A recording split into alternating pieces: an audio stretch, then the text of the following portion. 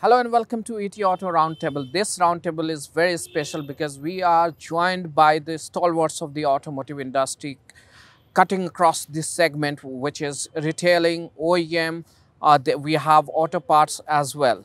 So let's begin with introducing you to the Power Pack panel. Let me first introduce to you Mr. Arvind Saxena. He is one of the most respected industry leader. He was president of and managing director of General Motors. He was also managing director of Volkswagen. Apart from that, he had over decade-long stint with country's largest passenger vehicle company, Maruti Suzuki. We also have Mr.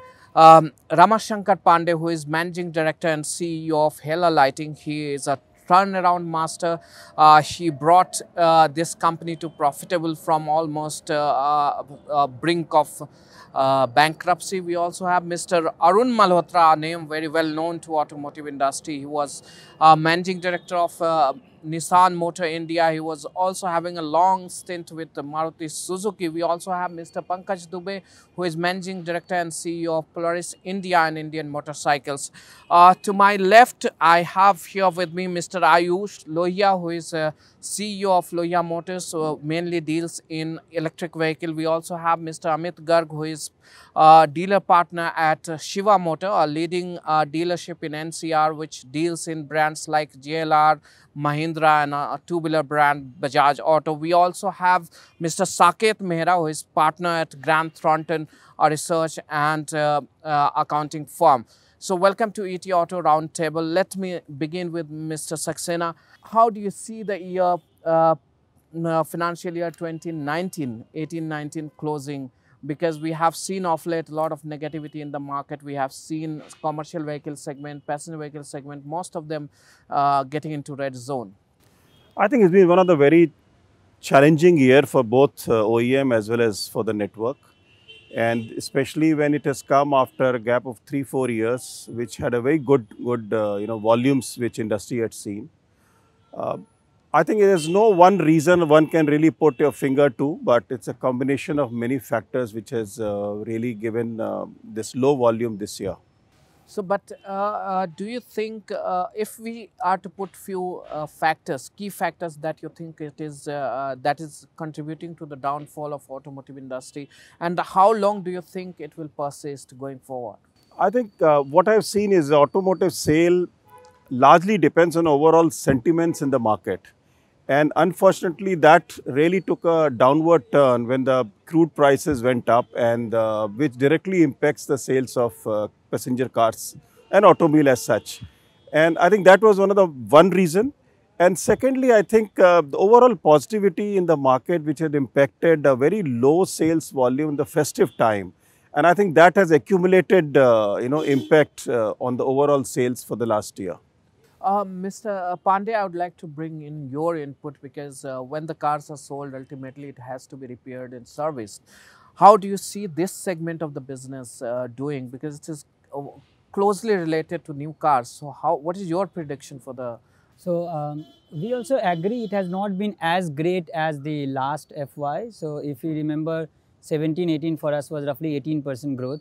But it is not also as bad because we have exports and domestic. If we put together, roughly we'll be closing this year as an industry around 15% growth, which to us is almost similar to what we envisaged. So if you look at in AMP Automotive Vision Plan 16 to 26, we said, okay, we will grow from roughly 50 billion industry to 200 billion. And if you look at the asking rate of CAGR, we are close to that.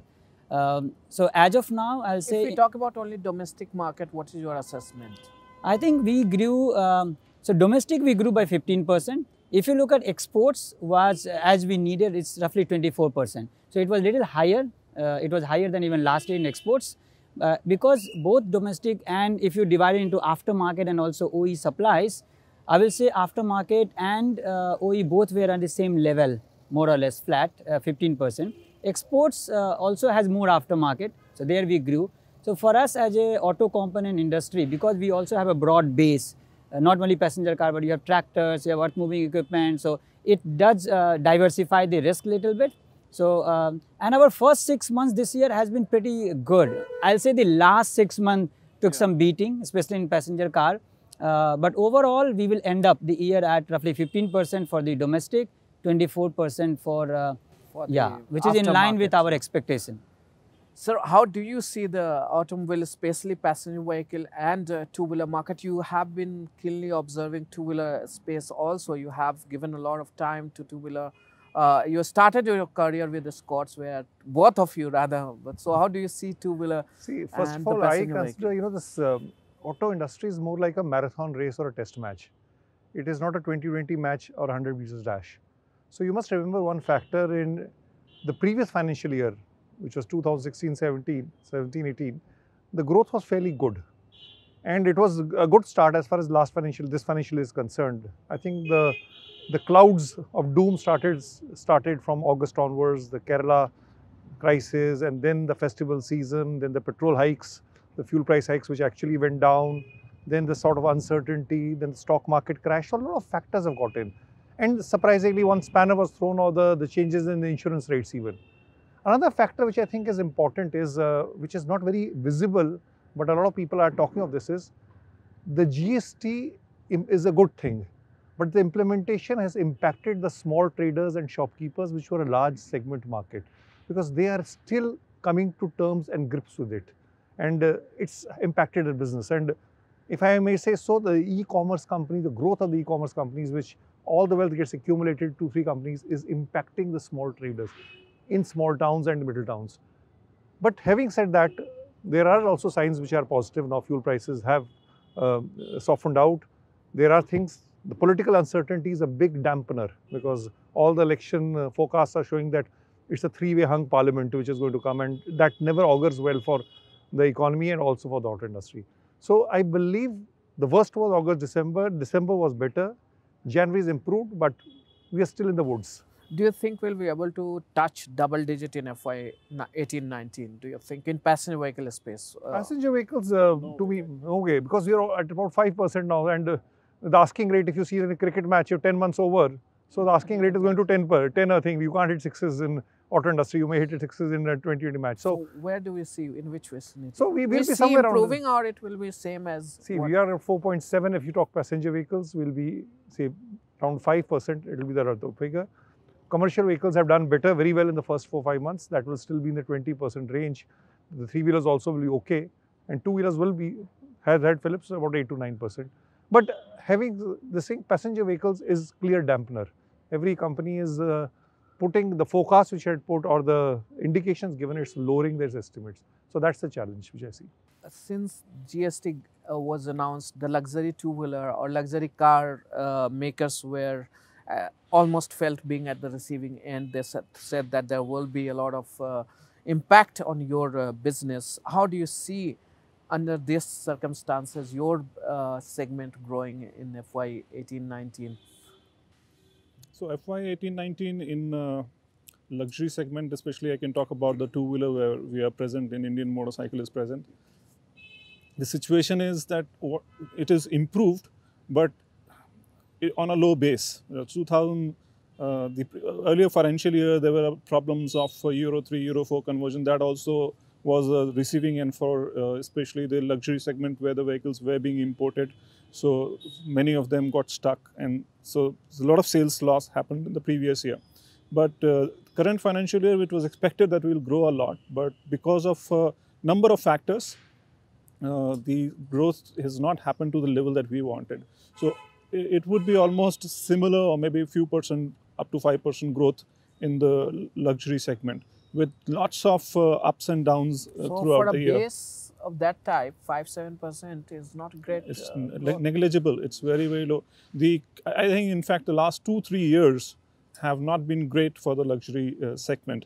If you say before that, we were growing at a CAGR which was 15% or 20%, and suddenly we find that there is no growth. For us, 2% or 5% growth is nothing, because we are at a very low base, and then we are struggling to get there, and everybody is struggling, and so there are more discounting in the market and more problems in the market. How to handle that?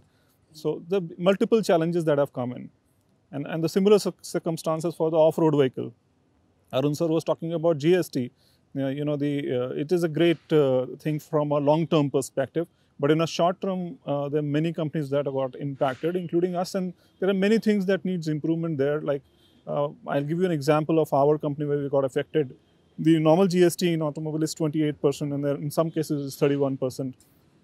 In one of the product, the duty went from 28%, instead of 28% went to 45%. And there's no logic for that products like snow scooters. So that certainly, and then, you know, our main business is in Kashmir. Kashmir is affected badly. The business is not happening there. And the duty is such high that even if the circumstances improves, there is no sale. So practically the sale actually crashed in that market. And that was one of the key markets from the off-road perspective. So all these put together, if you see, I mean, I won't say that it's a great year. Electric vehicle is one of the main talking point nowadays. Ayush, you deal with electric scooters and three-wheelers. How do you see the year for you? So, if we see the last year as compared to 17-18, this has been a better year than overall scenarios, because we have seen negative growth in last 3 to 4 years. So, last year was better in two-wheelers perspective. The policy framework which was there as a FAME 1, we are hopeful that we are going to see that FAME 2 coming in early next month. So, that will definitely will show us a long-term perspective in future.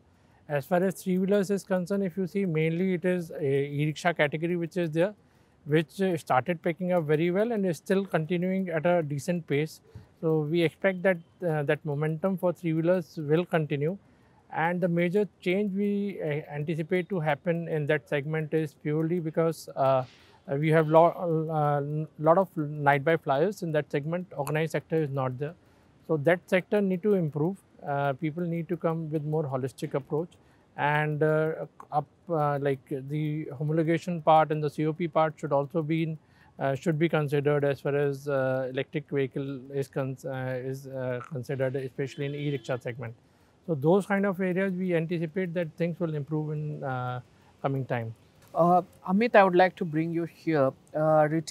Retailers were quite, upset with the GST rollout when it happens. They saw it as a big dampener. It's been quite some time now. Do you think you have been able to come out of that impact, and you see that GST is no more a problem for automobile retailers, or how do you perceive it? Nabil, sentiments are actually very, very down because of n number of reasons. Not only because of GST, as Mr. Saxena and Mr. Malhotra told us that crude price was also the biggest reason why the automobile growth is slow in the country. GST was one, crude price was two, and because of these two reasons, the automobile sales are actually on a downward trend. Demonetization also played a very crucial role in, especially in brands like JLR, high cost brands. So you think that is over, or you think still it is trickling down to? Demonetization has actually, has dampened automobile sales overall, because of demonetization. What I personally feel, and the whole economy has gone down. So automobile is also affected automatically. So is it still there, or it is gone? It's a history now. The economy is not doing well, so automatically the automobile sales will also be bad. And what I have seen, whenever the economy is not doing well, whenever there are fears in the market, then people don't want to spend. They just want to save. So it's more about sentiment. More about sentiments. Okay, Saket, I would like to understand, we have seen a growth in three-wheeler segment, quite huge growth if you talk about calendar year or the last few months. Only recently we saw negative sales in last month. How do you see three-wheeler industry doing this year, full financial year? And commercial vehicle, do you think the growth story of commercial vehicle has also hit a bump, or how do you assess the situation right now? And overall automotive sales, because... Sure. So I think if you look at, and I agree with the points, which have been talked about by the other co-panelists in terms of where we started the year. Very healthy start, thanks to all the macroeconomic factors which were good at the start of the year. But yes, over the last few quarters, particularly the third quarter, there has been a dip both on the passenger cars very significantly, also to an extent on the commercial vehicles. And it's largely attributable to the facts of around the fuel price increase or maybe the insurance cost which went up, so on and so forth. Commercial vehicles, yes, I think one of the factors which really impacted the fleet owners was the fuel price increase. And, on an average, what we understand, they were able to pass on the price increase to an extent of 5 to 6%, not beyond that, vis-a-vis the 21% fuel hike which happened over the last 8-9 months. So I think that's where the fleet owners are really under stress, which may further put an impact on the commercial vehicle sales further. But we are seeing a very huge demand coming from the replacement market, particularly on the LCVs. So I think that's one big factor, on the CV side, at least, which will really push up the demand. I think overall economic scenario also, if you look at, except for the core sector growth, which went down, and which was the lowest in the last 16 months, if you look at, I think other than that, inflation has been under control. We have been seeing the fuel prices also kind of coming down at a global level. The policy change, the monetary policy is also expected to further soften the interest rates, which will further push up the demand. So I think in the short to mid-term, yes, we see the demand to be picking up. Commercial vehicles, precisely to answer your question, Nabil, we do see a very healthy sign. A 20% growth on commercial vehicle side is something which is very much expected. Mr. Saxena, I would like to bring in here, we are talking about electric vehicle. Some people are talking about a technology agnostic policy. How do you see the real direction of automotive industry when we talk about clean energy vehicles in India? I think we have to keep it from the basic point, as you said. How crucial this year is going to be? That's okay. Let me first talk about this year. See, it's a very cyclical market. Even if you look at last 15-20 years, there's always been 3-4 very good years, and there's always been 1 year where things do correct. Especially when a market is growing very rapidly in the 3-4 years, the base also goes up substantially. So I guess this is also one of those years where the market has taken a kind of correction because of obvious reasons of economy and some of the other things. But I do not see it something is a very big dampener. Yes, there are volume corrections definitely.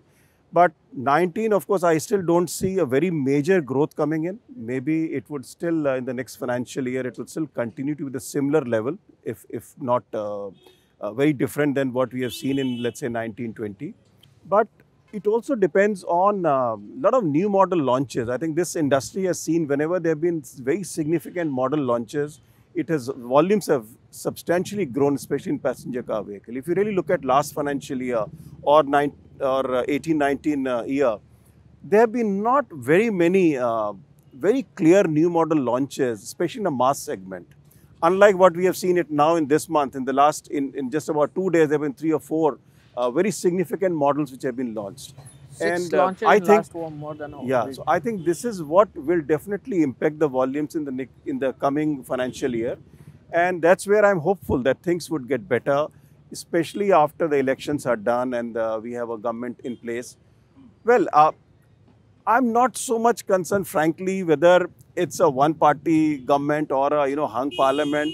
Frankly, we have seen both scenarios even in the past, but automobile has continued to grow even in those scenarios. So it's just that once the uncertainty goes away, agnostic. It doesn't have any impact of politics. So once the uncertainty goes away, I think things will definitely fall in place. That's what my sense is.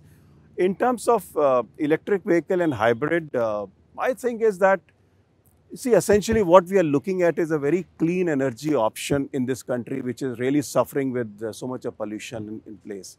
So whether it is electric or hybrid, are the two very different technologies, but electric is still evolving, while hybrid is available and it has really evolved over the years. Electric, one of the big challenge which my thinking is, which will face is to bring in a vehicle which gives you a real feel of a real car, let me say, in terms of performance. People are not going to buy just the mobility. They will buy a car which, and frankly, a car is a very passionate acquisition for customers. So if it doesn't meet that level of finesse and performance, it will always be challenging, especially from passenger car point of view. So if we are looking at a cleaner environment, cleaner energy, even hybrid should be rewarded from that point. So I would say they both have to find their own ways, and depending on what they offer to a consumer, I think they will find their market. So fit and performance in an affordable area, not because we can't own a Tesla. Because the cars that are available today in the market, they are very expensive for Indian market, which really give you a good feel of a car. Pandeyji, you belong to a multinational company. You have seen the transition in Europe. There also we don't see, in Europe, apart from one or two countries, you don't see a very high penetration of electric vehicle. Hybrid is taking a quite fast-paced, space in those markets. What are the learning? How do you see Indian market, transitioning? So I think world over safety and sustainability are a trend, a mega trend, and we can't deny. That's why more or less everybody is prepared for it. When it comes to India, we see clearly, but I think component industry agenda is not set by our own industry. Of course, it comes from the political will and the OEM ecosystem. And I think OEM ecosystem also gets developed by the factor of how political willingness on this topic. And you can see that in this 12 months itself, how much, off and on we discussed about this topic. For us, in both area, whether it is safety, we see that India is getting into regulations which is at par with anywhere in the world. And probably after 2020, in our passenger car segment, India could have done something which the whole Europe has done in decade time. Yeah. We will do it like in just 3-4 years time. Now this is very challenging for the component industry. You imagine that we are between OEM manufacturing ecosystem and a tier 2 and tier 3. And if you look at the situation with tier 2 and 3, how we have to upgrade them for every change which happens at the new car or a new vehicle space, we have to completely do, whether it is on the tooling or design, development, R&D, and bringing those entrepreneurs to the class. Now for their mindset, if you just make a news around electric vehicle, and if it goes so panicky, people are so small in tier 2, they keep running, they keep panicking, they say what will happen to them. And in the automotive mission plan, our growth are, I will say, still on an okay level in terms of the component industry. Something which is of course of concern is investment. We said, okay, this industry will need roughly 25-30 billion of investment, USD of investment. There we don't see the traction. Now this investment is whatever OEM brings the new technology, whether it in the EV space or hybrid space, component industry has to invest. And there the ROI has to come. Where is the inclination, if you talk about independent inclination of auto component industry when it comes to investment? I think as of now, in the area of sustainability or environmental, our biggest agenda as of now is Bharat Stage 6. So this is where we all are working hard. And you have to understand, this is first time a two-wheeler will have, let's take a ECU. Or a two-wheeler will be on a very different, completely different level. We are asking for that kind of. Even in Europe, I think we are at par. Now, please understand, it is not only new vehicle. Once the vehicle is in the market, you have to repair it. Now, are we ready for those diagnostics? On a roadside garage, it will not be. So, as a component manufacturer, we are responsible not only to provide the spares, but the know-how to fit it. Here, we are also investing. For example, if you ask a company like Hella, we are coming up, we are partnering with OEMs that will take that headache. So, the first agenda is the the recent agenda, which is Bharat Stage 6. Of course, we are looking at also partnering. For example, electric two-wheeler, we have invested in that, and many auto component companies are going there. And our main investment is into both servicing the old vehicle park, which will also continue. Even when the EV start or the hybrid start, you have a large vehicle park, will continue there. So there's another very interesting subject that has been buzzing this year because of the shared mobility. We have heard the top car maker speaking for, against both, because they are saying that sometimes they have said that this will lead to a greater sales. Sometimes they are saying that is the dampener. How do you assess the situation? Anybody can contribute. See, if you look at the last year sales, and this is the last 12 months before that, cities like Delhi, say Bombay declined by 18%. Delhi was nearly flat, Bangalore had declined. So obviously one factor, and this is before all these challenges of the fuel and the insurance came in. So obviously shared mobility had an impact in the market because people don't need to own a second vehicle, or some people can do without a vehicle, although it's a very urban-centric phenomena. So that's something which has to be seen in that light. The second part which I think Arvind, Mr. Saxena was talking was on the electric vehicles. electric vehicles cannot be seen in one uniform way. There is a different plan for two-wheelers, three-wheelers, commercial vehicles, and for passenger vehicles. The government, or the way the vehicles are designed, the two-wheelers and three-wheelers are more amenable. I'm not saying it's easier, it is more amenable to change to electrification faster. Passenger vehicles require a much higher investment, and we don't have the infrastructure. But why do we move to electrification only? There are other options also. Absolutely when right. we talk about power Absolutely generation. Right. You don't need to move to it. And the way I see it, with the 650 districts in the country, I mean, the type of investments we require in infrastructure, and as Mr. Saxena mentioned, the type of costing we have, and we are compromising on the quality of the vehicle or the aspiration of the vehicle. It can't move in.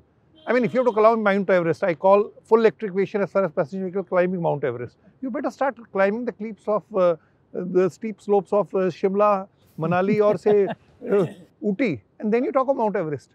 So I still feel in four-wheelers, electric vehicle hybrid is the route to go. And as was mentioned number of times, technology agnostic. Because what do you want to fight? You want to fight the fuel bill, you want to reduce it, and you want to fight emissions. If you set up clear-cut norms that your taxation or the support or the subsidy or even the sin tax will be linked to these two factors, you can have a very clear policy. Why are we trying to inject our own technology? Because technology can go to any way in the next 3-4 years. So you need a technology agnostic approach. Otherwise, if you start fixing on a particular technology and you are not ready in infrastructure, you're all well aware, I don't want to mention it, what's happened to the fate of the 10,000 vehicles order. It's less discussed, but it's the reality is there. See, ride sharing, what we were talking, frankly, that's a reality and that's going to come. Bigger cities have felt it more, I would say. One, because the phenomena of second and third car ownership, I think this is a very practical solution. And you won't be surprised that this catches up to the other cities. I mean, I've recently been to some of the smaller cities like Allahabad and Kanpur. I mean, all these taxis are available on Ola or Uber. So I think that's a reality, and this is going to spread. And it's a very practical solution for a country like India. So how is it going to complement or impact the passenger vehicle or the automobile industry? Because the trend is coming down to commercial vehicle also. We have startups in commercial vehicle also. They are also coming in markets like India. I don't see there could be a very major impact, because even today, I think very small number of cars which are actually being used by them out of overall sales that one is really seeing. And it is a big facilitator, frankly. I mean, if people start adopting this, it would actually help OEMs to garner larger volumes. Second, on an electric vehicle, frankly, passenger car could be my sense is that it could be the last place where, things would really go. Two-wheeler, three-wheelers, I think where Mr. Loya is part of it. I think that's a very practical solution. And secondly, I would say the commercial vehicle space, which is a very major part of the, let's say, mobility within the big cities. I think that's something which can be really looked from the electric point of view, and we can create an environment where it really facilitates, those buses which are plying in a bigger cities for passenger transport. So maybe those are the areas which should be taken on a larger priority than a passenger car, so to say. Because passenger car, I still feel a lot needs to go into that. And that's one of the reasons why even in markets which are very developed, like Europe, US, or even China for that matter, it is still a very smaller part of the overall volume which one is selling there. It's not overnight that one can do. Yeah, just one point when you're talking about shared mobility. Please, India is not a very homogeneous market. If our penetration of vehicles is 21 per thousand, if you go to a South Delhi constituency, with the penetration maybe 400 per thousand for passenger vehicles. And if you go to a Siwan or Aurangabad or Bihar, the penetration is 5. So obviously there the scope for growth is phenomenal. Penetrations. But where the penetration is already high and people are not second vehicle. How do we create equal demand? So we should have opportunity created in all those markets, all those small towns, cities. We see more of a migration happening to the bigger cities. So we have lack of opportunities in those markets. So the economy of those small towns has to be improved, has to be you know, in tandem with the growth that is happening in the. No, that's a very larger question, actually. I mean, if That's you a look very at larger it, question. How corporates You know, can, because see- I wrote about it long ago, because I see automotive industry doesn't have only technology is not the problem. Here the problem is equal opportunity, equal demand coming from all across. Where will you drive? First of all, equal demand cannot come overnight. Rome was not built in a day. If you just look at last year's figures, if the growth was 10% in passenger vehicles, and I said Bombay was declined 18%, Bihar went up 41%. So these states are growing, but these states cannot grow overnight. And you can't have an even level playing because it will depend on the purchasing power, it depends on the economic situation. But there is clearly growths coming. Where are the growths coming from? The tier 3, tier 4 cities or the rural markets. So it will not, I mean, and corporates will have a limited role to play. Ultimately, the model of economic development, the development has to happen in each of the districts. It can't be limited. India can't grow in the top 10 cities only. I think That's I the also million-dollar agree. We question. were in Patna together, and there the discussion was only how to manage the growth. The growth was so high, they were all talking about how do you then invest and how do you make the scaling. Coming on the shared mobility, I think I agree with Mr. Saxena that we have to watch this segment. Of course, there is one segment which is more passionate about the car, and then there is segment which is utility segment.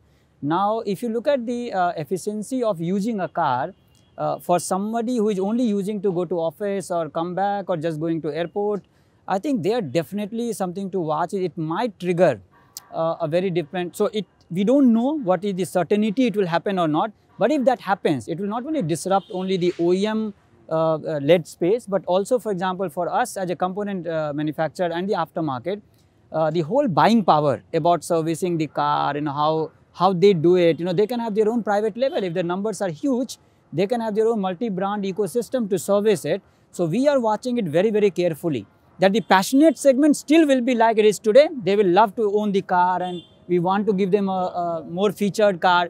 But that segment want just A to B, almost like the way you go in a public transport system or metro. So how that will shape up, we are watching. And it will not only be in the metro cities, like you said, in Kanpur and others, even in the remote city. See, there's already a sharing of vehicle is already a practice in our remote up country. I belong to a place called Madhubani. I think even when I have a car, I always go to airport Patna by a shared or somebody just neighbor, he has a Scorpio and he will rent it. So there is already a renting and a sharing economy there. Only thing, it has to come on an app. It just has to come on an IT platform and everybody is digital. So I foresee that, on a personal opinion, that might trigger a larger disruption for both of us. And a lot of big ideas, frankly, have been very disruptive. And it also depends how people experience it. If the same person, if maybe a person like him, if he goes to his own hometown, if he has been using, let's say, shared mobility, he will always find a way to get there. And secondly, I think what has very significantly happened in last many years is road network. I think the quality of roads have improved so much, which actually also is an impetus to develop this market. Pankaj ji, for you, the brand like Indian motorcycles, which is high-end luxury market, it is traditionally seen that the metros like Delhi, Bombay, Hyderabad will have a good demand.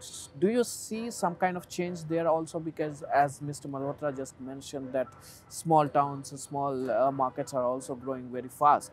For you also, you have experienced something of that sort? Yeah, see, we are in a very high-end luxury segment in Indian motorcycles. So the income level also decides, and the income is very high in places like Delhi, Bombay, Bangalore. So therefore, the sales is high here. But at the same time, we get demands from smaller places also. So like people have in Raipur, or people have bought from, say, Lucknow and Varanasi. So those places also, people who are passionate, who know the brand, they come over and buy these products. So, but largely speaking, I would say that 60 to 70% is in the major towns only. It's not the smaller towns. It's the desire of the person, like, I want to be seen on an Indian motorcycle, you know. So if I want that, I can be in Madhubani. Yeah. I want to be like, oh, but do you see an increase in the demand over the years? It is like from the start, we were largely present in Delhi, Bombay, and Bangalore, and then we now spread out to places like Cochin. Now we're starting off in Bhubaneswar, Pune. So other places also we are expanding. So it shows that there's a demand, because they've seen the brand, they've seen the product, and now more customers want it. and we are also observing that which are the markets where customers are more keen and where the population is building up. Like people in Raipur and Chhattisgarh area, they bought the vehicle from Ahmedabad. So now we see that maybe there is a need over there to at least provide them the service and then later on set up a small sales unit over there. For EV, when you talk about challenges, or do you think you are able to achieve the dream volume? What would be that volume, and how important you consider this year? Because it's been almost 2 years since we started the major talk after Nitin Gadkari's statement on. So frankly speaking, if you see the turnaround in this industry, EV industry started from that statement what everyone knows from Mr. Nitin Gadkari. But frankly speaking, policy is going to play a very important role. I agree with both of the gentlemen, Mr. Saxena and Mr. Malhotra, about that cars will be the last one to be shifted to electric vehicle. Three-wheeler is the lowest hanging fruit. True, no doubt about it. Second comes the two-wheeler. And when we say two-wheelers and three-wheelers put together, we are talking about an industry size of almost 75% of the total automotive industry. Yeah. So definitely, if we target these two areas, then the bus segment, which is within the STA permits and everything, you can easily create an ecosystem. You can easily transport people. A mass adoption can also be possible. So these three areas, if we focus and we make sure that we make this happen, see the visibility on the road, then people can understand. As far as the technology is concerned, as far as the adoption is concerned, technology in today's world is always evolving. You cannot say that this is perfect today, tomorrow it will not be there. So whether the only challenge, if we see from the perspective of an electric vehicle in cars, things will change very fast. It is changing internationally. We are seeing technology where the density of even from a lithium ion battery pack to a new technology, a solid state battery pack and everything is changing very fast. You know, the weight has been reducing, the range is increasing, the density of power is high. So these are the factors which will definitely convert at a later stage in passenger vehicle. Amit, it is going to have impact on dealers or retailers also when EV comes, because of the workshop condition will change, because of the repair work will be very less. It will run more like AMC kind of. Again, shared mobility is also going to have impact on dealerships, because the OEMs may directly sell them. So how do you see the retail transforming, and how do you see any kind of impact this year on retailing? Not really this year, because these factors have impacted these. No, not really, because electric vehicles in passenger shared cars, especially shared, they are not impacting dealership right now, because it's just a very small percentage. Shared mobility is there in Delhi NCR or the major cities, but this idea is catching up. Yes, in times to come, yes, it will be an impact to the dealerships. So how do you see your role, and how do you prepare yourself for that as a dealer? As a dealer, we have to again cut down to our expenses, and we have to focus more on sales, because shared, as Mr. Saxena has told, that because of shared mobility concept, the sales will gonna be good sales. It's not damping the sales, but the sales will be increased, because a lot of people will be using the vehicle which they are not using actually. So the sales will be the major criteria when the shared mobility concept will be adopted. Actually, for a dealer, completely. I see there's a good opportunity even in workshop revenues. Frankly, with the ride sharing, because that asset is being used so much, they will always like to keep it in a best condition, and that's where the opportunity for a dealer lies. But when it comes to EV, his question was when it comes to EV. So that's a long term. If the EV club with shared mobility, then more focus will be on the sales. So I think it will take a decade or so. But yes, workshop will be a good money churner again. And as per the OEM and manufacturer, as per the healthy dealership also, all your expenses should be borne by the workshop. And it will be a good prospect for the dealership in terms of revenue growth in sales as well as workshop also. I have a viewpoint on this electric vehicle overall. The kind of a situation that we are in, we are talking with both manufacturers have gathered in to start EV vehicles, and government is pushing to do. But the real question is, where is the customer? No, we are talking about 2 and 3 wheelers. So 2 wheelers, the sale of electric vehicle has been going for over a decade. It's not nothing new. The only place that it is successful so far is a closed loop operations. Wherever there is a closed loop, like these auto rickshaws which have been converted into a electric vehicle, that is what is successful. And the real reason why electric vehicle is not moving is the cost of acquiring it. You acquire a electric vehicle, it is more expensive than the normal cars that are available here. Why would a customer going to invest more money on a technology where he was worried about, okay, the range is very less, I may get stuck, it's not a hybrid vehicle. So Range there are anxiety many is Range anxiety is concerned if you see in a 2-wheeler and 3-wheeler, it's not there. Frankly speaking, in an average day, you drive only 30 or 40 kilometers on a scooter. And a 3-wheeler, you talk about 120 to 150 kilometers in a day. And that is very much doable as far So as that electric is the vehicle reason why concerned. your 2-wheelers has been going on. Sales has been going up and down for 2-wheelers for over a The decade now. reason- But it's still not successful. It's the But only place are where it you is really taken able over to, is the you closed know, loop operations. remove that anxiety? That's the question. If I take a 2-wheeler, how many spots do I find that I can charge in case I get stuck in the midnight or somewhere? Maybe I'm not going 30 kilometers every day, but could be possible for me that someday I have to travel 35 kilometers, 40 kilometers. So how do I manage that? So that psychological anxiety, how do we do away with? It is Until we do not have an infrastructure, we can't think of It's also backed it. up with the Charging experience. You know, infrastructure is very the important. kind of technology that has come in the last 10 years, a lot of people who gave this vehicle to their children, daughters and son, and they got stuck on the way. So there is a resistance now. There is a bad experience. Now in these circumstances, to increase the sale is equally a bigger challenge. And As far as the electric vehicle is concerned, it's always been a evolving technology, and it will evolve. We are talking about a IC engine when we are 1920s or 1930s. We are talking about. So you can't compare a developed thing with an evolving technology. First, as far as the range anxiety or a person thought process where he is going to charge is concerned, you will definitely see the infrastructure will come and is on the way. Definitely, yes. You can't have a overnight petrol station in every hook and corner of the city. So we are talking about something when you are talking about a charging station, we are talking about a petrol station in every corner of the city. But So you can't expect that infrastructure to But come. Mr. Lohia, when we talk about bringing in EV, there are two counts on which we rely on EV. One is we want to reduce the import duty on diesel, which will be again shifted to lithium or cobalt. We do not have cobalt. Something in Orissa or Jharkhand, we have only little bit. It's a very rare Then metal. if you talk about, okay, we want to have a cleaner energy vehicle, we want to cut down on emission. Then again, where are you getting your power from? How much of your power is coming from renewable? Hardly 21%, I think.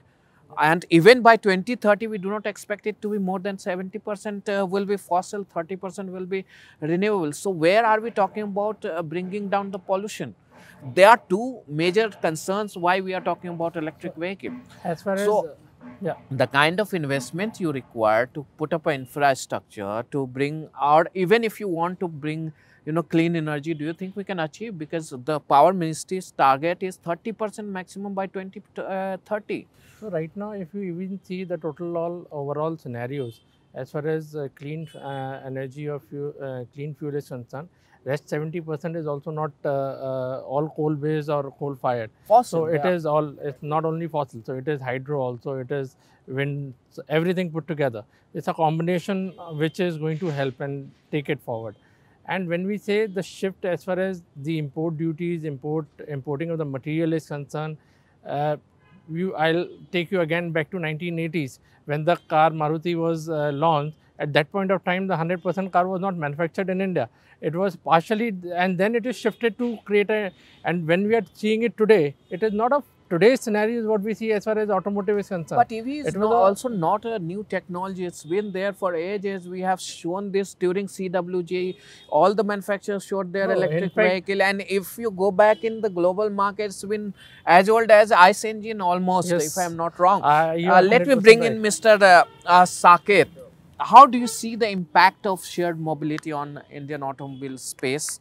Question number one. Second question I would like to understand, commercial vehicle segment, where do you see, because we have seen some kind of transition to the higher end of the commercial vehicle space. Do you think it further, continuing, and how do you see the lower tonnage commercial vehicle performing going forward?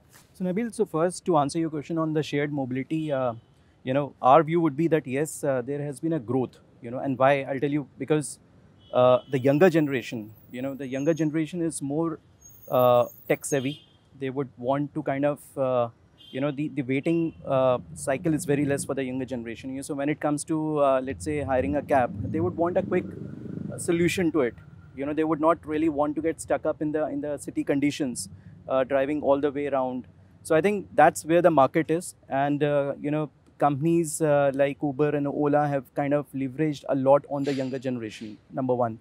Number two, if you look at in the entire ecosystem, a lot of auto companies are now wanting to tie up with with the shared mobility, as a shared mobility. I think so.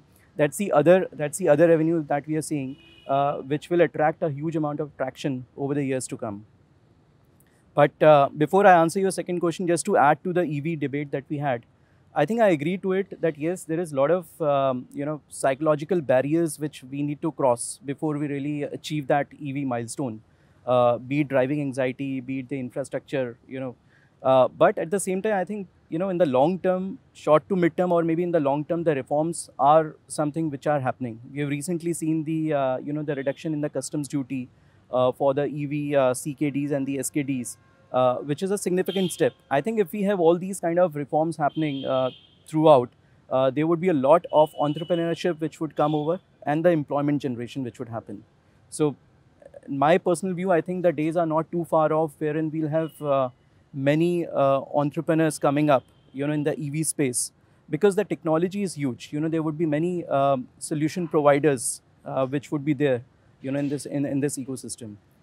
To answer your second question in terms of the commercial vehicles, as we said, as I said earlier, the demand is going to be in excess of 20%, and this would largely come. Why? Because there is a lot of emphasis which is going to be on the infrastructure side. So be it the high capacity vehicles or maybe the LCVs, both will see a significant jump. Number one. Number two, thanks to all these spend which are happening on the road construction, the highways which are getting constructed, we have recently seen the axle carrying capacity got increased. I think so. These are all the positive steps which will result into increase in demand. The replacement would also undergo a shift. People who have been so far moving on LCVs will gradually move on to HCVs. The fleet owners, particularly, I'm talking about. So I think that's the trend which would happen over the next few years. We as a firm, we remain very positive on this particular segment, which is the commercial vehicle segments. Yes, the segment has seen some not very healthy days in the past few years, but I think now is a time when it would pick up. The housing demand picking up, the infrastructure demand picking up. So we are just close to interim budget that will be presented on 1st February. I would like to understand how much appetite will the finance minister have to give to corporates, and what are the key expectations that automobile industry can have this time? See, this is again, it's an interim budget, so I'm not very sure that how will it really go full hog, or it will just be a partial. But one, clearly coming the time just before the election is definitely would have certain elements which are populist in nature. But purely talking from the industry point of view, considering one has had a really very challenging year last year with a very small growth, and even not very upbeat for the coming year. So, and secondly, I would think that since automobile is such an important part, an integral part of our economy, which contributes so significantly, both in terms of GDP, in terms of employment and everything, maybe it's time where government should look into rationalizing some bit of GST in it. I mean, there is no point why a car, which is such an important item in human's life, is kept at a level where it's been artificially raised to a level which was virtually pre-GST time. So I think this would be a very good occasion to look at some rationalization on GST to create and spur some bit of demand at a time when the industry is going through a tough phase. And also, I would say another reason, because industry is also expected to meet up the very stringent Euro emission norms, I mean, as Mr. Ramashankar was saying, I mean, we'd be almost at par with Europe, frankly, in terms of emission norms and also the safety. So, which would mean these would increase the prices of the cars. So, I think this would come as a very good bridge in between to make sure the demand continues. And frankly, that is very important for this country where the automobile demand also grows and there are side effects of that, which I think economy Why also. do you think so far we have not been able to get the scrappage policy? Do you think this is the right time we should? Absolutely. I think this is another very important point, and there have been talk of scrappage policy, but and considering we are getting so much concern about the environmental pollution, maybe scrappage is also one of the one of the step forward toward in that direction, because we still have cars, let's say pre 2000, which is before Euro 1 or Bharat Stage 1 norms. I mean, we have to make some beginning sometime. And maybe this could be a very good occasion to really find, solution for both scrappage and also, I would say, a FAME policy. Mr. Pandey, component industry is having a complaint about anomalies in the taxation. What are the key thing that you look forward to in this announced budget that is going to come? See, I guess like you said, that this is a time when some populist measure government, we only hope that job being a point of discussion, job loss or creating jobs. And we in the aftermarket, I think, or overall component industry, we have roughly 3 million jobs which we directly, indirectly, we are connected. And if you look at here, if you can develop this market and we can spur investment in this, that can truly reflect the same objective of job creation. So we are of course looking at rationalizing we have this 28%, 18%, and more or less it has been changing over time, but really not giving us what we want. So if all can come in 18%, that will help us. And I think most important for us also is like we are challenged on the technology change now, both in safety and sustainability. So a lot of R&D we would like to invest in.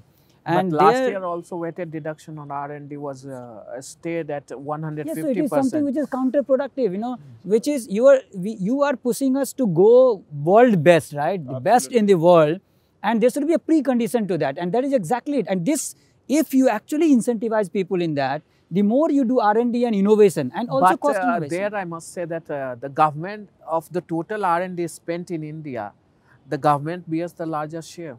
Yeah, but over 80% is spent by government. So why corporates are not willing to? This is how productive. If you want to have a productive investment in R&D like what we do, we actually fructify the product finally, and we get it into a business case which has to be market driven. So if you get some incentive there and the investment starts, it will then spur another innovation, especially in the area of cost innovation. If you have to substitute import, so I guess there we would like to have some announcement if we can get on the R&D side, like in the previous time.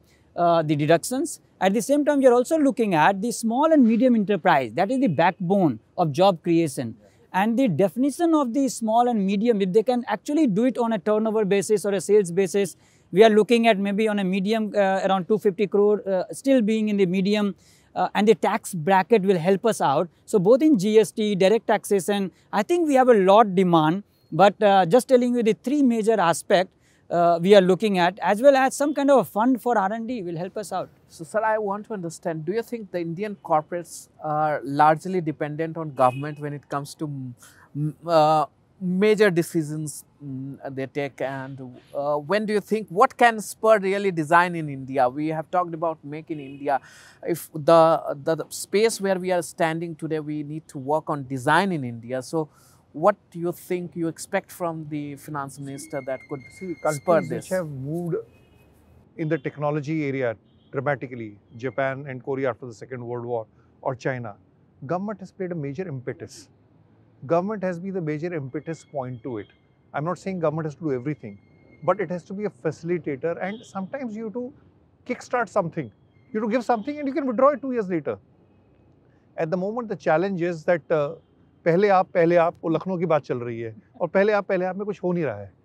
The second part, which is very interesting, is we say GST has come in four-wheelers or in the auto industry. GST has not come in auto industry, because the whole tenet of GST was that the central sales tax, the excise and the local sales tax gets subsumed to one tax.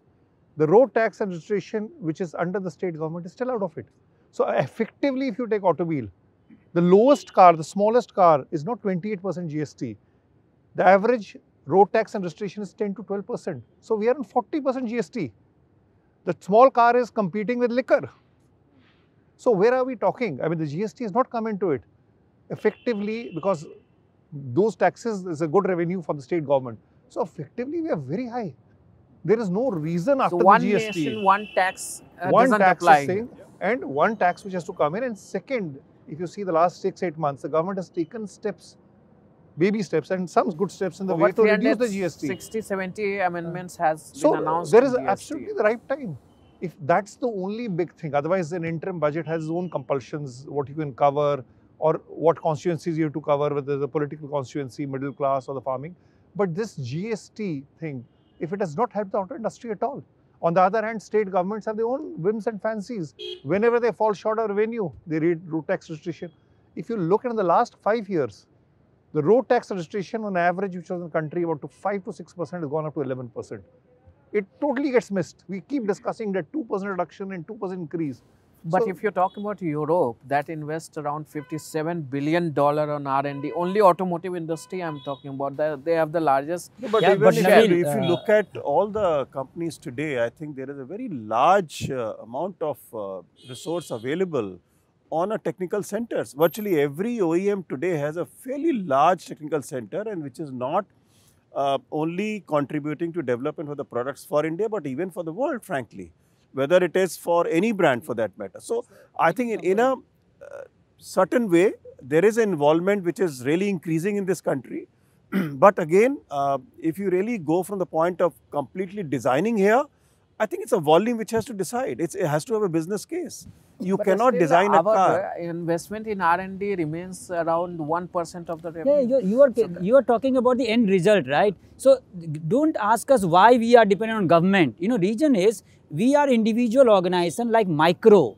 You are talking about a macro phenomena. When you develop an ecosystem, the market forces individually cannot support us. You need a gestation period for the ROI to come. And you know, I call it triple helix. You have the research, you know, universities and all these IITs, you have the companies, and then you have the government. You just can't, one cannot move the whole cycle. It has to be three of In us tandem playing with all the, three, yeah. exactly. So we are not waiting for it, but we are integral part of it. We just can't do it without one of this.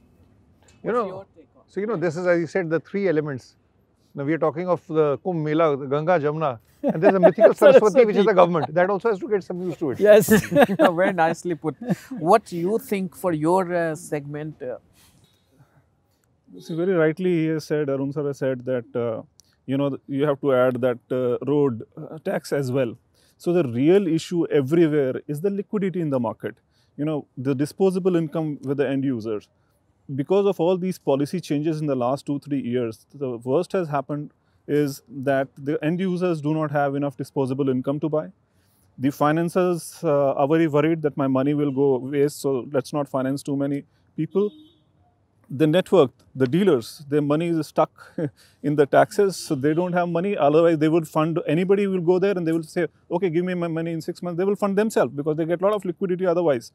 They would do a lot of practices, which I don't want to share here, but they could have sold more units and more retails and rollover will happen. But it's not happening right now because of the liquidity. So I would expect that in this budget, you have to be more practical to see that, there has to be more money in the market.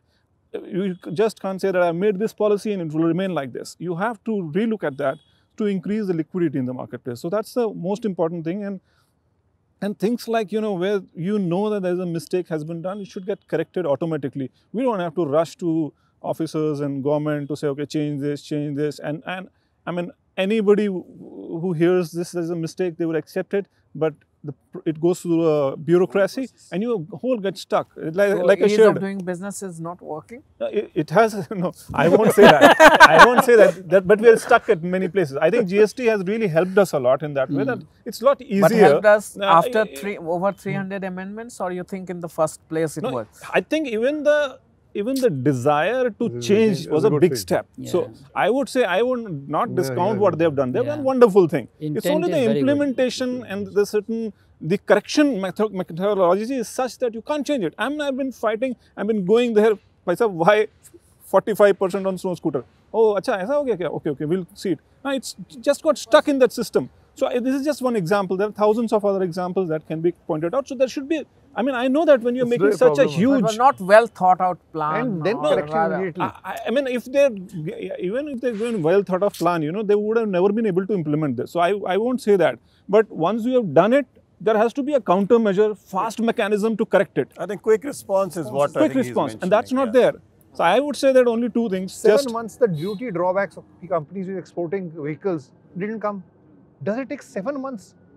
You have a clear thing, you could have given something interim. So there is that the desire and the will to act fast is an But important. GST has been a remarkable implementation. Whatever it is, I think it's one of the very Compared to other complex things, yeah. activity. We should No, give it's full also credit to them that they remarkable, implemented it. action. Otherwise, we have been discussing and hearing Yeah. of this For a for long so time. long. But at least it's good thing is it's got implemented. Now it's the how to correct it. Quality of implementation is Faster resolution of issues will Yeah. be a very On- important thing. So On we- the design, I have a viewpoint. You know, when you have something to be designed in India, you have to be at par with the international technology. We are not. Our products and the market, if you see, and you see the international products, they are not matching. There is a big difference. And why? Because of the policies that we have.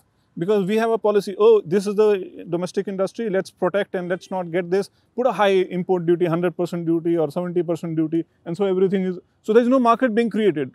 If the market gets created here, which is like, then the auto component will come in.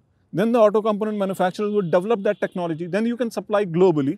And that is where you can think of the next step of too much design. of influx from overseas might kill our own manufacturer. No, in the I Indian know, but companies. you have to be for Because innovation. two of you are American and German, you will No, no. think. But what happens to No, Tata even for and local, Mahindra? That's the reason, because even if you look at component industry, I think they have done a remarkable work again Absolutely. in terms of going globally. I think so many suppliers today But that we have. most of them are sir, through technical alliance or joint venture. So they are paying huge royalties. Why are they not able to develop the...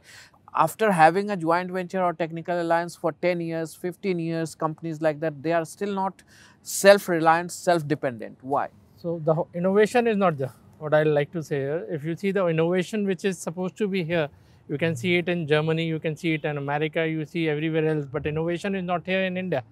Innovation, we are only the followers. We are not innovating anything. You see any technology you talk about. You know, I will not agree that extreme. I will say we have island of success wherever OEMs and component companies are working like a partner from the initial design phase. I think there has been examples of very good innovation. I'll not agree that everybody is dependent on external technology, but at the same time, it is not scaled like what you are telling. I think there we need to again you know, if you look at Germany, for example, the ecosystem of OEMs and suppliers, what India is developing, I think now it's on a much better space. So it has taken time. Just wait. I think the way it is growing up, the partnership concept has not been in past, right? So this is happening more often that you just heard that they are acknowledging the contribution of the component guys, which itself is coming at a parity level, which means that it will happen. And the dependence on external factor is also that the real R&D needs money, needs gestation period. So if there is no payout, why a company will invest? And that is where again what you say, Ganga, Jamuna, Saraswati has to come to make that sustainable. So we are losing the ROI angle here. So that's Saraswati, which is the government. You see the role that they have played in China or in Japan. Yeah, it is not It here. is clear. So that is where, you know. I tell you an example, I'll give you this this tail light which we innovated. We got a lot of awards, but award does not give you money, right? But every truck, 80% of this is failing and you need to do, I know that this will work, but all OEMs separately will not come and make an ecosystem here. You need somebody to support you for the initial, like you said, 2 years. I just needed one or year, two then years. do it. So we have seen also, especially in OEM space, everybody is not in the same table most of the time.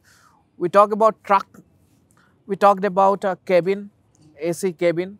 The other one was not ready with this. They went and lobbied that we should not have this. Similarly happens with electric vehicle. Somebody is ready with electric vehicle, he will push for electric vehicle. Somebody is ready with hybrid, he will say, no, hold up, I'll do this. Quadricycle. Quadricycle or anything, you know, lot of pulling within happens within the industry, sir. You have seen the industry for quite long time, both of you.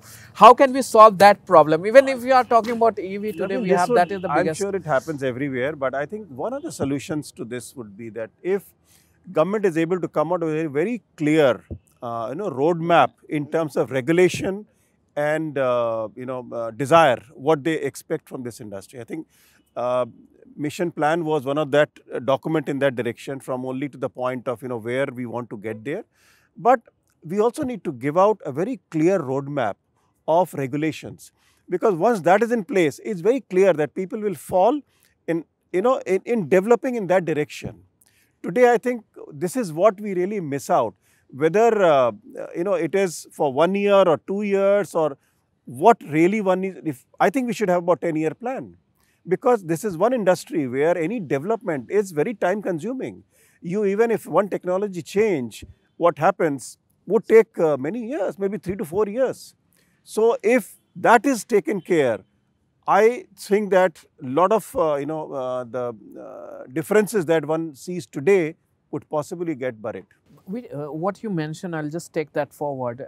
When we talk to these corporates and manufacturers, they say instability in the policy is the biggest problem. You're talking about policy. So how do we ensure that we have a stable policy, especially in this government? We have seen so much of changes. How can you strengthen your fraternity that we have something coming up that is stable, at least to the level you can catch up? Today you are talking about EV, tomorrow announcement comes that ethanol, then next announcement comes hybridization. So how can we work in tandem with the government and policy framework?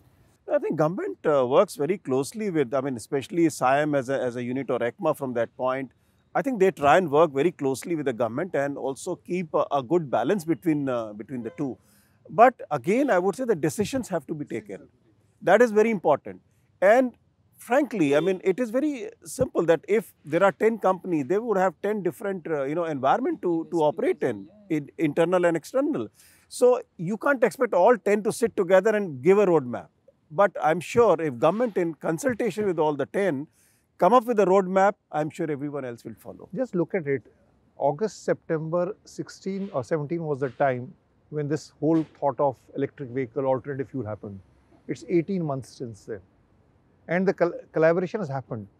The more you keep it open, the more views will keep coming. Yeah. You've got all the views in the first 3 months, and you got your own perspective. If the government decided from Euro 4 to Euro 6, nowhere in the world it's done. Companies complied to it, and the companies are nearly ready for it. So the speed of decision, and now you say elections have come. Speed of decisions. You've got all the opinions. How much opinion you require? All the issues we are discussing on hybrid, electric, CNG was all known in August 17 also. And we are sitting on February 19 now. So 18 months, if you don't take a decision, then everybody will. There will be diverse views. Even they are also an uncertainty. And the same policy, just look at it. Extension, extension, extension. How much extension you need? You already know the expiry date. In a cricket match or football, can you keep your goalkeeper open? No goalkeeper or no wicket keeper. Or the timing keeps increasing. So there is something which. So hope next month we are finally, because this time it is 31st March is the last day. Inshallah, I hope that's. There is also, Nabil, one thing. Forget about government. Innovation also happens due to consumer, buying behavior. You look at our country, it is not at the same level of Europe or anywhere else. We have one issue, and which is safety and sustainability. Does not have a unit economics at the consumer level, whether it is EV or whatever, or getting a good safe car, or so the mileage as a main selling factor has been for a long time. And I guess now there is something happening in the industry coming together on the safety. I clearly see that slowly safety will come, and lot of those OEMs who focused on safety did not get their ROI or did not get their market response. So slowly the market will evolve. So it's we also are still talking about Bharat NCAP. Sometime it is decided that it will come, sometime it is not coming. So we do not have clarity and execution. That's the biggest affair. One other thing here is that, what Arvind sir said, you should have a long-term policy which should be clear, which should be defined, which should not be majorly altered. Problem is that you suddenly come and say that, okay, there's no Euro 5, straight away you go to Bharat stage 6. Now, you have to analyze the repercussion of that, and I'm seeing another 14 months down the line, thousands of these roadside mechanics will be jobless, or they will only do the past work, and then they will vanish because there will be no jobs for them, because they won't be able to open up the vehicle. Now today, all these electronic vehicles that we have, they have to go to the dealership only, because nobody has that tools to repair it. Now if you buy an Indian motorcycle, you can't go to a roadside mechanic, and if you do, then you damage the vehicle itself. But you know, there I guess we should appeal also within the industry. We should do something about it. You know, we can, we have time till 2020. I'll just bring Saket on this. We You have can- been quite. implementation. I just want to understand from your point of view, what are the 2-3 key things that you think FM must do this time around in budget? Nabil, if you look at the stage where we are or where the country is, there is obviously a political instability, which is bound to happen because it's the election year. But more than that, I think, there are some global threats also, which kind of makes us really awake at night. We have seen, how US has been, in terms of the trade barriers they have been imposing on China and recently with Venezuela and all. I think this is going to have a significant impact on whatever policy reforms which come out. Why? Because if we look at our industry, the automobile industry, Europe is a big market for us. Almost 30-34% is something which... Now, the way in which the Brexit would fall in place, would certainly decide, how the new trade reforms come across between the countries. I think fundamentally we would be looking at, few things from the budget, which is in terms of how do we create demand, how do we increase the consumer spending. I think that's fundamental. Second is in terms of the industrial activity. So how do we bring back the core sector growth in the industry, in the economy? And third would be in terms of, I would say, something like, the inflation or the job creation, which is more to do with the ease of living in a country. Other two parameters which would be fundamentally, again, very important is to see, how much of allocation really goes for the skill development. We heard our co-panelist talking about the skills which are really required, when the industry moves from ICE to EV or any other technology for that matter. So how much are we really willing to allocate towards the skill development? Because recently also the unemployment rate also moved up, by a few basis points. So I think that would be critical to look at from the budget perspective. Other fundamentally important aspect to be looking at, which we are very inclined to look at, is the above the line allocation on the bank recapitalization. Because if we look at currently India, almost 60-65% of the credit is still through the banks. So how it performs in the short to medium run is something which is again going to be, very interesting to see. Auto sector, yes, has been attracting FDI to a very large extent. I mean, there has been almost a 15-20% growth in the FDI. That's the other revenue. But that will only happen if the investor sentiments go positive, from these reforms. And third thing is obviously, again, if you look at passenger car vehicle OEMs, the EBITDA margins may undertake a hit. Why? Because of the raw material price increase, which may not be completely passed on to the customer. And even if it is, it would get squared off by the discounts which are going to get rolled out. So in terms of, it would be interesting to see how these companies would, would put in place some kind of a mitigation plan to really, mitigate the risk of price increase. So that's all for today. Thank you so much for joining ETAuto. It was really insightful and quite hard on points. We have hit the right points. So you talked about we need to develop a system where we can develop more of a technology. We can develop in-house technology. You're talking about how can we guard against the threat coming from international or trade war that is possible between China, America and Europe, how our market will be impacted. Then we are also talking about how can we enhance our skill level so that we are ready to face the challenge of electrification, because new set of skills will be required. Then rationalization of taxes is another thing, how we can make GST more impactful and ease of doing business. Some of these are the main demands that the auto industry looks forward to it. Thank you so much for watching ETAuto. Thank you.